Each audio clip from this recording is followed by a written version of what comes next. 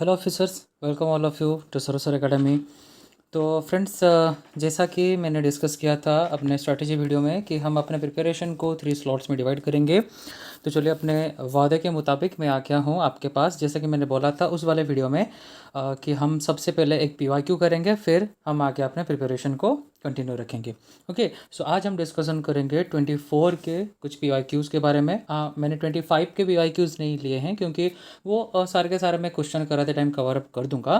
तो 24 का मैंने क्यों लिया है, क्योंकि अगर एक साल पीछे का हम लेंगे तो थोड़ा सा कुछ ज़्यादा हमको उसमें जानने को ये मिलेगा कि किस तरीके के क्वेश्चंस आए थे और क्या क्या हुआ था। जैसे कि देखिए, 25 वाला रिसेंटली गया है, तो हो सकता है ऐसा कि 25 से रिसेंट में कुछ ना डाले क्वेश्चन, तो इसलिए मैंने 24 को ज़्यादातर टारगेट किया है इधर।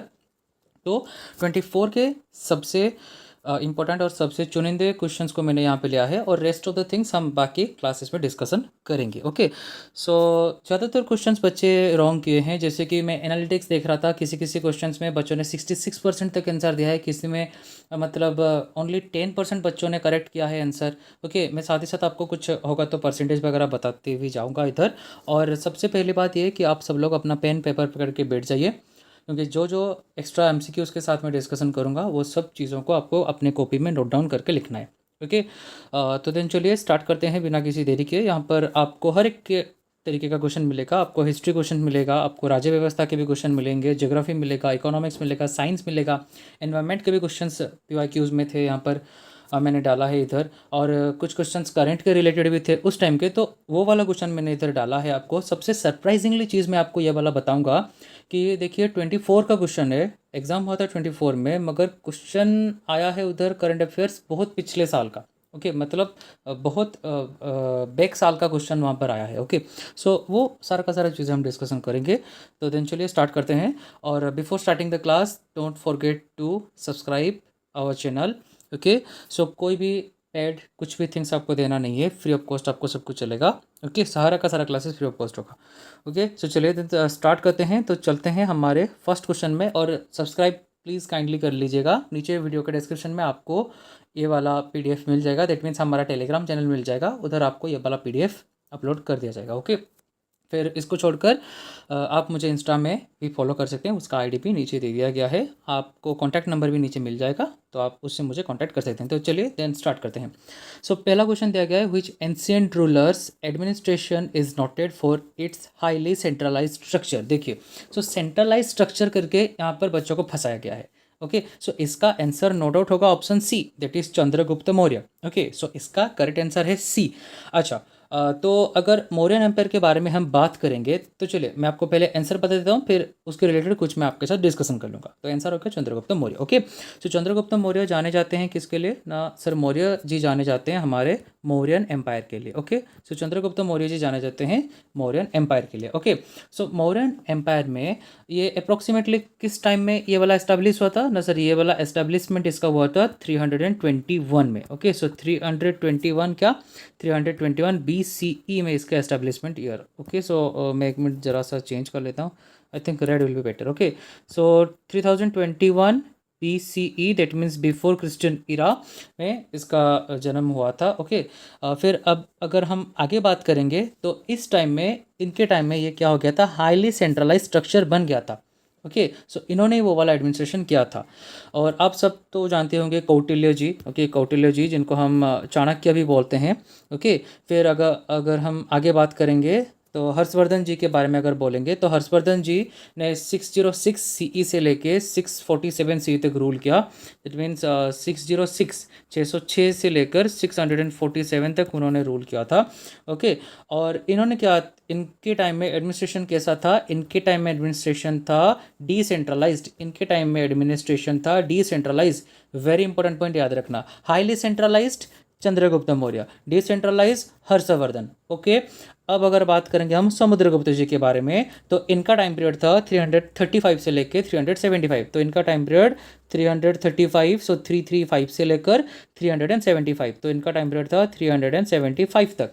ओके, सो 375 तक इनका टाइम पीरियड हो गया। अच्छा, अब अगर आगे हम बातें करेंगे तो इनके टाइम में क्या हुआ था ना, इनके टाइम में हुआ था मिक्स्ड।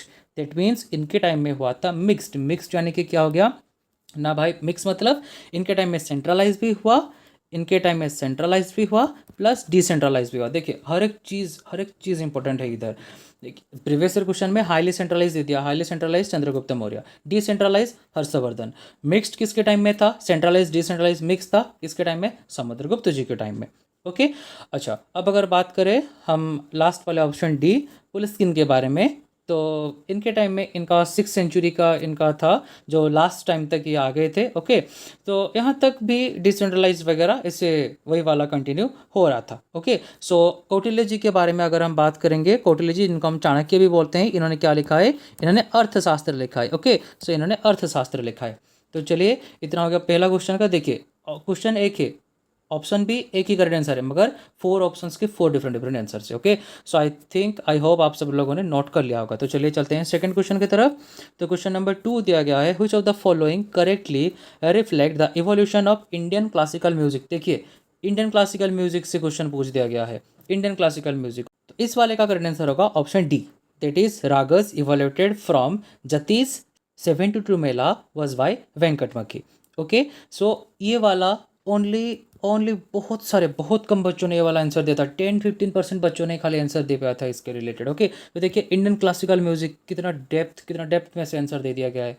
ओके, तो चलिए ये वाला पार्ट क्लियर हो गया। सो जति के बारे में अगर हम बात करेंगे, तो जति क्या है ना, जति एक टाइप का कुछ ऐसे मतलब राग्स वगैरह होते हैं जो कि हम ज़्यादातर नाट्य शास्त्र वगैरह में यूज़ करते हैं, जैसे कि भरतनाट्यम वगैरह में। ओके, सो इनको हम प्योर बोलते हैं या फिर शुद्ध बोलते हैं। ओके, और ये ज़्यादातर रीजनल टाइप्स के होते हैं। ठीक है, सो ये जो जति वगैरह हो गए ये ज़्यादातर हमारे रीजनल टाइप्स के होते हैं। चलिए, तो ये एक डायरेक्टली मतलब फैक्ट बेस्ड क्वेश्चन था, तो ज़्यादा कुछ डिस्कशन करने के लिए नहीं है हमको इधर। तो चलिए फिर चलते हैं नेक्स्ट क्वेश्चन में। देखिए फिर से वही स्टेटमेंट वाला क्वेश्चन, अच्छा सॉरी एक मिनट, देखिए फिर से वही स्टेटमेंट वाला क्वेश्चन। तो चलिए डिस्कशन करते हैं इसको। So consider the following statement about the phase of long jump. देखिए लॉन्ग जंप के बारे में बता दिया गया है यहाँ पर। तो ऐसे स्टेटमेंट वाले क्वेश्चंस भी आते हैं एग्जाम में। The athlete attains maximum momentum by running on the runway before take off. During take off the athlete pushes off with the weaker foot to maintain the balance. तो जो वाला foot उसका week होता है तो वो उससे पुशअप करता है अपना बैलेंस मेंटेन करने के लिए। तो पूछा गया which of the above is correct और which of the above are correct. Okay, so ये कहीं पर भी नहीं पता, मतलब हमको बताया गया है और हमको नहीं पता है कि कोई भी टेक ऑफ करते टाइम कोई भी एथलीट अपना पुश ऑफ करता है विद द वीकर, जो उसका वीकर फुट होता है, तो उससे बैलेंस मेंटेन करने के लिए। तो सबसे पहली बात क्या है ना, सबसे पहली चीज़ है स्पीड, फिर आपका क्या स्ट्रेंथ, फिर सबसे इंपॉर्टेंट है टेक्निक, फिर कंसिस्टेंसी। ओके, सो यही सारा का सारा चीज़ हमको नहीं चाहिए क्या अपने एग्जाम प्रिपरेशन के लिए। डेली बेसिस में हम प्रैक्टिस नहीं करेंगे क्या? ओके, सो लर्न करेंगे, ग्रो करेंगे, सक्सीड करेंगे। This is the motto of सर सर अकेडमी। ओके, सो इसी बात में सब्सक्राइब कर दीजिए। चलिए, सो इसका आंसर होगा ओनली 1 इज करेक्ट। ओके, तो चलिए ये वाला हो गया, ओनली 1 इज करेक्ट। फिर चलते हैं हम नेक्स्ट क्वेश्चन पर।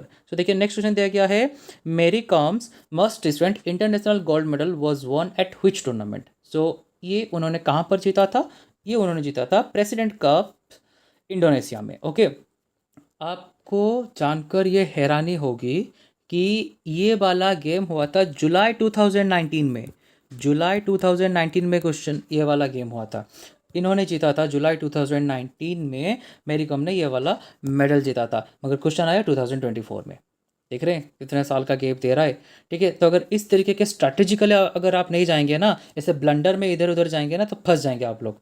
ठीक है, अब अगर बात करें लेते हैं थोड़ा सा मेरी कॉम जी के बारे में। सो 6 टाइम वर्ल्ड चैंपियन है ये। ओके, 6 टाइम वर्ल्ड चैंपियन है बॉक्सिंग में, और ओलंपिक्स में इनको ब्रॉन्ज मेडल मिला है 2012 लंदन ओलंपिक्स में। ओके, और 2018 में, तो मैं लिख देता हूँ इधर 6 टाइम्स ये है वर्ल्ड चैंपियन वोमेंस बॉक्सिंग में। ओके, और 2012 में लंदन ओलंपिक्स में इनको मिला था उस टाइम में ब्रॉन्ज मेडल, और 2018 कॉमनवेल्थ गेम्स में इनको मिला था गोल्ड मेडल। 2018 कॉमनवेल्थ गेम में मिला था गोल्ड मेडल। ओके, अब अगर बात करेंगे 2010 एशियन गेम में इनको मिला था ब्रॉन्ज मेडल। ओके, सो इतना मेडल्स सफिशिएंट है मेरी कॉम जी को याद रखने के लिए। फिर 2020 टोक्यो ओलंपिक्स में भी उन्होंने पार्टिसिपेट किया था, मगर उधर उनको कोई भी मेडल नहीं मिला। ओके, तो चलिए मूव करते हैं आगे। तो बस मैं इधर आपको ये दिखाना चाहता हूँ कि भाई क्वेश्चन देखिए किस लेवल्स का आ रहा है, किस लेवल का क्वेश्चन आ रहा है। तो चलिए अब बात करते हैं नेक्स्ट क्वेश्चन के बारे में। द रेगुलेटिंग एक्ट आ गया, polity.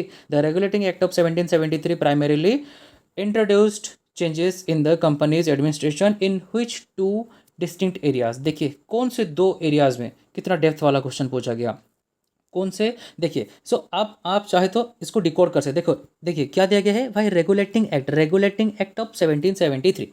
Okay, so regulating act of 1773 ये ईस्ट इंडिया कंपनी ने मतलब ये वाला जारी किया है। सो companies judicial system and revenue collection. फिर नेक्स्ट ऑप्शन देखिए, companies military strategy and trade regulation, companies constitution at home and territorial control in India. देखिए रेगुलेटिंग का मतलब क्या होता है भाई, रेगुलेट करना। तो क्या रेगुलेट करेंगे हम, तो टेरिटोरियल कंट्रोल हम इंडिया के ऊपर लेंगे, आगे रहे, क्योंकि टेरिटोरियल कंट्रोल नहीं लेंगे क्योंकि उस टाइम में ईस्ट इंडिया कंपनी से जो लोग आए थे इधर, वो लोग बेकाबू हो गए थे। उनको मिल गया कि भाई भारत तो सोने की चिड़िया है, सब कुछ मिल रहा है हमको इधर। ओके, सो इसके लिए बोर्ड ऑफ कंट्रोल भी बनाया गया था। ठीक है, फिर वॉरेन हेस्टिंग को अपॉइंट कर दिया गया फर्स्ट गवर्नर जनरल के, मतलब फर्स्ट गवर्नर जनरल उनको बना दिया गया ना बंगाल का। ओके, फिर सुप्रीम कोर्ट वगैरह भी इस टाइम में मतलब एस्टेब्लिशमेंट उसका हुआ था। अगर कुछ हम एडिशनल इंफॉर्मेशन के बारे में बात करेंगे 1773 में, सो भाई सबसे important governor general of Bengal. So GGB, that means governor general of Bengal. Okay, governor general of Bengal कौन है, गवर्नर जनरल ऑफ बंगाल कौन है, किसको अपॉइंट किया गया उस टाइम में गवर्नर जनरल ऑफ बंगाल में, किसको मतलब कंट्रोल किसको दिया गया, वॉरेन हेस्टिंग को दिया गया। ठीक है, तो इसका करेक्ट आंसर होगा ऑप्शन सी हमारा करेक्ट है। ओके, सो चलिए फिर मूव करते हैं आगे। और एक चीज़ याद रखिएगा, देखिए आज मैं तो ये PYQ वाला सीरीज़ करा रहा हूँ। अगर आपको डिटेल वीडियो चाहिए, अगर हम थ्योरी वाइज जाएंगे फिर कुछ प्रैक्टिस करेंगे, तो कमेंट सेक्शन में बताइए। ज़्यादातर बच्चों के अगर क्वेरीज आएगी तो फिर मैं स्टार्ट कर दूंगा। और एक चीज़ याद रखिएगा, जो वाला पार्ट मैं पढ़ाऊंगा नहीं वो वाला एग्जाम में आएगा नहीं। ओके, तो चलिए इतना भरोसा आप मेरे ऊपर कर सकते हैं। फिर चलिए मूव करते हैं अगले क्वेश्चन के ऊपर। Under the SLKIC। सो अब ज़्यादातर बच्चे इधर फंस गए कि भाई इसके ये वाला क्या है, SLKIC क्या है, ये तो हमको नहीं पता। Okay, so very less, only 2 to 3% बच्चों ने ये वाला आंसर करेक्ट किया था। बहुत बहुत कम बच्चे ये वाला आंसर करेक्ट कर पाए थे। ओके, लेकिन आप सारे के सारे स्टूडेंट से सरोसर एकेडमी के, तो आप डेफिनेटली कर पाएंगे, क्योंकि इसको बेस करके मैं जो आगे का जो भी हमारा सिलेबस है, जो कुछ भी हम फॉर्म करेंगे उसके अकॉर्डिंगली जाएंगे। ओके, देखिए so under the SLKIC vertical of Khelo India days Kendriya Vidyalaya have been adopted in partnership with KVS। देखिए स्कूल और इसको मतलब खेलो इंडिया करंट अफेयर को एट टाइम मिला दिया उधर। ठीक है, सो टोटल 6 केंद्रीय विद्यालयों को लिया गया था, पार्टनरशिप KVS के साथ किया गया था, टोटल 6 केंद्रीय विद्यालय को लिया गया था। ओके, सो ये वाला काम आपका है। SLKIC का मतलब क्या है ये आपको मुझे बताना है कमेंट सेक्शन में। चलिए कोई बात नहीं, इतना जल्दी मैं होमवर्क नहीं देता, मैं बता देता हूँ। SLKIC का मतलब है स्कूल, मैं लिख देता हूँ इधर, आप भी मेरे साथ लिख लीजिए, स्कूल लेवल खेलो इंडिया सेंटर, स्कूल लेवल खेलो इंडिया सेंटर, स्कूल लेवल खेलो India centre. Okay, school level खेलो इंडिया सेंटर। चलिए हो गया ये वाला काम। चलिए आगे चलते हैं नेक्स्ट क्वेश्चन की तरफ। देखिए ये वाला बड़ा वाला क्वेश्चन आ गया इधर। ठीक है, सो UPSC के जैसा क्वेश्चन इधर डाल रहा है। ओके, सो देखिए, consider the following statement about the adventures of काका बाबू वॉल्यूम 1। ओके, सो काका बाबू वॉल्यूम 1 के बारे में इधर कुछ दिया गया है, बाय सुनील गणोपाध्याय जी ने ये लिखा था। तो चलिए देखते हैं।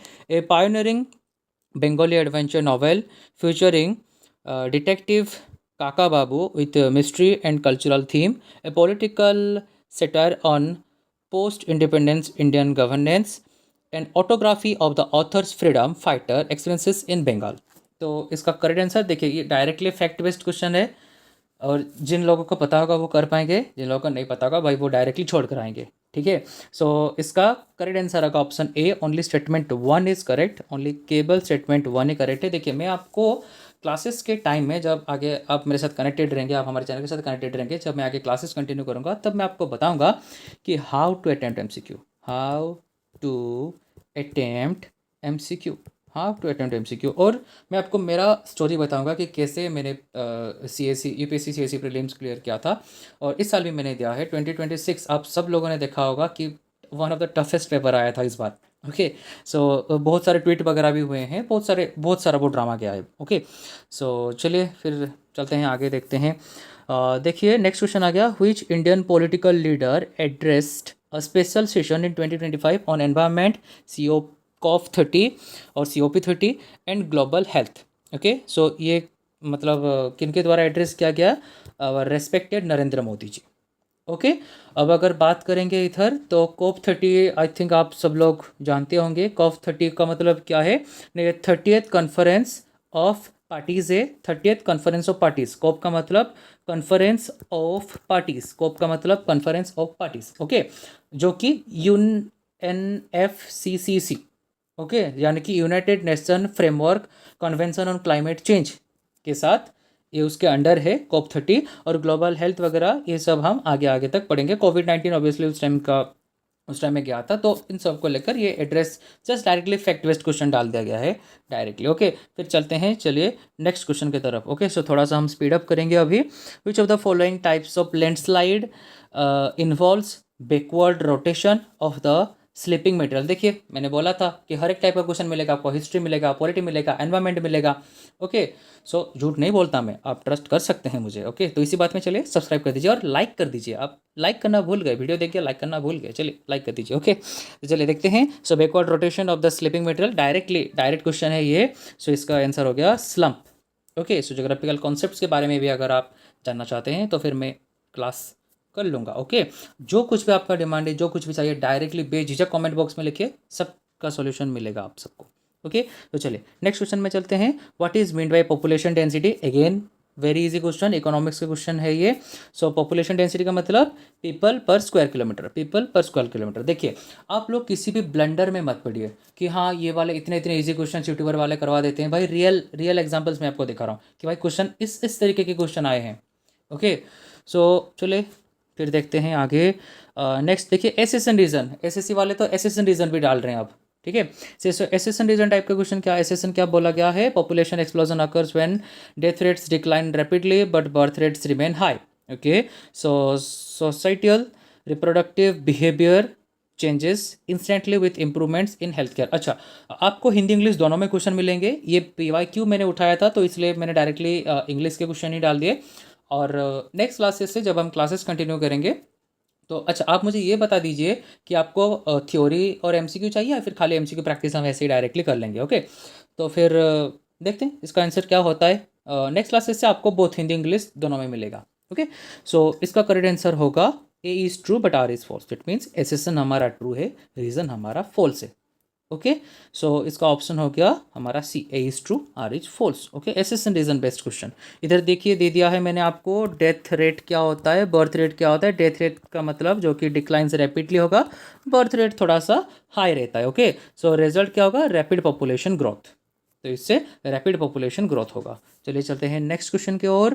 Which of the following best reflect the fundamental objective of applying generative design in aerospace system engineering? देखिए एरोस्पेस का क्वेश्चन डाल दिया गया भाई, ये वाला डायरेक्टली करंट अफेयर का क्वेश्चन है उस टाइम का। तो इसका सीधा सीधा आंसर है optimising mechanical configurations for minimum mass and minimum structural resilience. अच्छा, अब ये आप ये पूछेंगे कि भाई ये क्या चीज़ है क्या नहीं। मैंने इधर आपको दे दिया गया, मैंने आपको इधर दे दिया है कि जेनरेटिव डिज़ाइन क्या है क्या नहीं है, इसका गोल क्या है। ठीक है, आप वीडियो को पॉज करके पढ़ सकते हैं ये वाला पार्ट, आप फिर नोट डाउन कर सकते हैं। देखिए जो आया है वो दोबारा आ भी सकता है, क्योंकि ये इनिशिएट हुआ है और ये अब तक प्रोसेस चल रहा है। ठीक है ना, इस तरीके के करंट अफेयर्स हम देखते हैं। बात करें करंट अफेयर्स के बारे में तो डेली बेसिस में शॉर्ट्स अपलोड हो रहा है, आप शॉर्ट्स चेक कर लीजिए, 1-2 मिनट दे दीजिए सुबह सुबह। ठीक है, 7-8 बजे तक शॉर्ट्स अपलोड हो जाएगा। ठीक है, बस 1-1.5 मिनट देना है आपको, 1-1.5 मिनट में 10 क्वेश्चन कवर अप कर रहे हैं आप।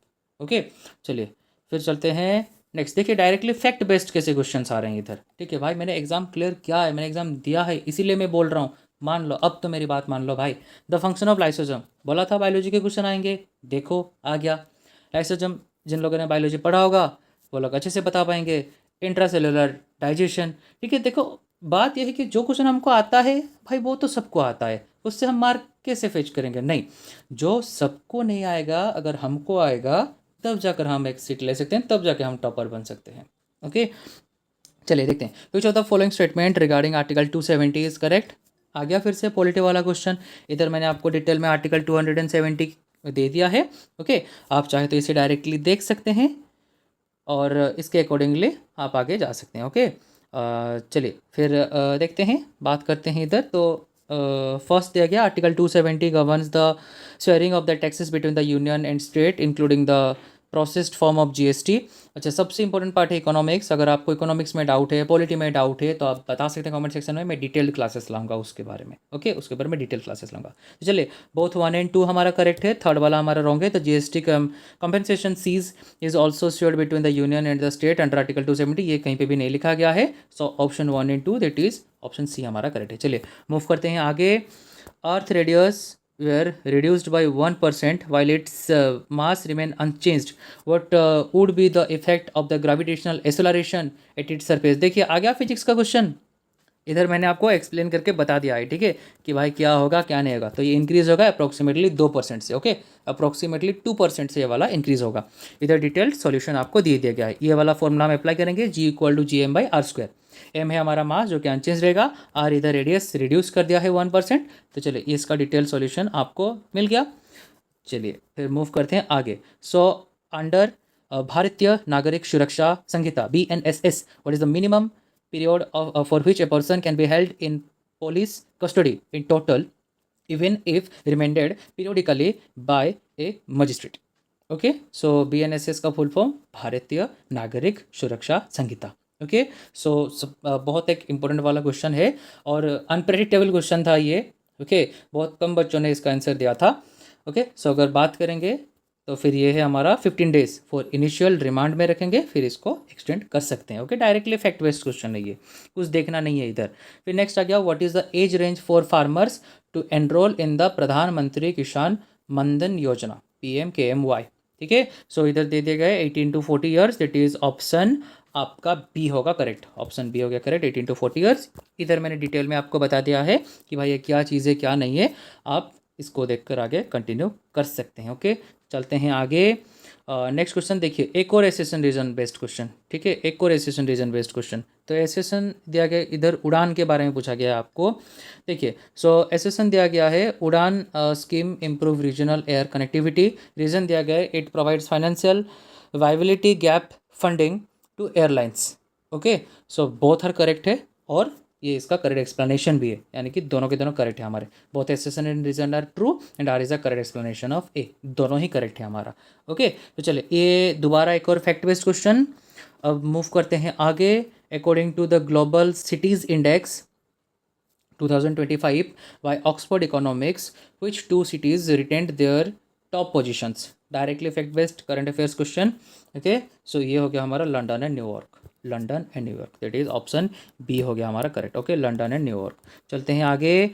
देखिए, कुछ of the following statement about the light industries is correct. Okay, light industry के बारे में पूछा गया है। ठीक है, देखिए तो लाइट इंडस्ट्री मतलब आप लोग क्या समझ रहे हैं मुझे प्लीज़ कमेंट सेक्शन में बताएगा। So use the light material to make consumer goods. Light material बनाएंगे कंज्यूमर गुड्स के लिए। लाइट मटेरियल, लाइट बल्ब वाला नहीं, लाइट हल्के मटेरियल्स। ओके, चलिए आगे चलते हैं, देखते हैं अगला क्वेश्चन क्या है। शेड्यूल 6 आ गया फिर से, पॉलिटी का question of the constitution contains. चलो ये लोग तो आप लोग जानते ही होंगे, ये वाला आंसर बता दीजिएगा मुझे। ठीक है, मुझे ये बता दीजिएगा कमेंट सेक्शन में। अच्छा, चलिए नेक्स्ट क्वेश्चन देखते हैं। A coastal city implements a plan to build sea walls elevate buildings in response to rising sea levels. This section primarily falls under which category of climate change response? तो ये वाला कौन से category में आएगा भाई? ये वाला देखिए अगेन वही क्लाइमेट को लेकर ज़्यादातर क्वेश्चन आ रहे हैं, तो ये वाला मेरे आएगा क्लाइमेट चेंज एडेप्टेशन के ऊपर। ओके, सो हमारा हो गया ऑप्शन डी हो गया करेक्ट। अगेन वही क्लाइमेट वाला क्वेश्चन। फिर चलते हैं last question. what specific physical quantity ensure a satellite maintain its orbit without continuous propulsion? तो ये आप सबको पता है, ऑर्बिटल वेलोसिटी। ठीक है, नॉर्मली पूछ सकता है भाई जो ऑर्बिट में घूमता है हमको पता है कि वो वाला कांस्टेंट है, लेकिन नहीं, इधर थोड़ा सा क्वेश्चन को घुमाया गया है। ठीक है, सो हमारा आंसर होगा ऑर्बिटल वेलोसिटी। ओके, सो ये थे कुछ PYQs, ये कुछ PYQs का झलक मैंने आप लोगों को दिया। सो आई थिंक आप लोगों का मैक्सिमम पार्ट क्लियर हुआ होगा इधर कि भाई कैसे क्वेश्चंस आते हैं, क्या कैसे हमको प्रिपरेशन करना है, क्या कुछ करेंगे। अगर अब तक आपने स्ट्रैटेजी वीडियो नहीं देखा है तो वो देख लीजिए, वो वाला वीडियो पहले, फिर आगे आगे हम कंटिन्यू करेंगे। सो चलिए, आज पहला दिन था हमारा, मैंने आपको जस्ट बता दिया कि क्या कैसे कुछ क्वेश्चंस आते हैं, हमको कैसे प्रिपरेशन करना है, किस लेवल तक, किस हद तक हमको प्रिपरेशन करना है। Okay, so stay connected with सरोसर एकेडमी। डेली बेसिस में आपको करंट अफेयर्स मिलेंगे, 5 इंपॉर्टेंट जीके क्वेश्चंस मिलेंगे। अच्छा, वो वाला बात तो मैं बताना भूल गया, बेनिफिट आपको कितना मिल सकता है। देखिए, पहला हो गया करंट अफेयर्स डेली बेसिस में आपको मिल रहे हैं 10 क्वेश्चंस 1-2 मिनट के अंदर। फिर 5 इंपॉर्टेंट जीके क्वेश्चंस मिल रहे हैं, जैसे कि कुछ कुछ फैक्ट वाले क्वेश्चन जो भी इधर हमने डिस्कशन किया, ओके, उसी को बेस करके मैं क्वेश्चंस बना रहा हूँ। ठीक है, तो चलिए, सो आज के लिए बस इतना ही। सो जाने से पहले लाइक कर दीजिएगा, सब्सक्राइब कर दीजिएगा। फिर मुलाकात होगी एक और क्लास में, कुछ धुआंधार ऐसे PYQs को लेकर, कुछ धुआंधार कॉन्सेप्ट्स को लेकर। आपको जो कुछ भी चाहिए हमारे तरफ से, आप कमेंट सेक्शन में बेझिझक लिख सकते हैं। That's all for today. Thank you all of you. जय श्री राम।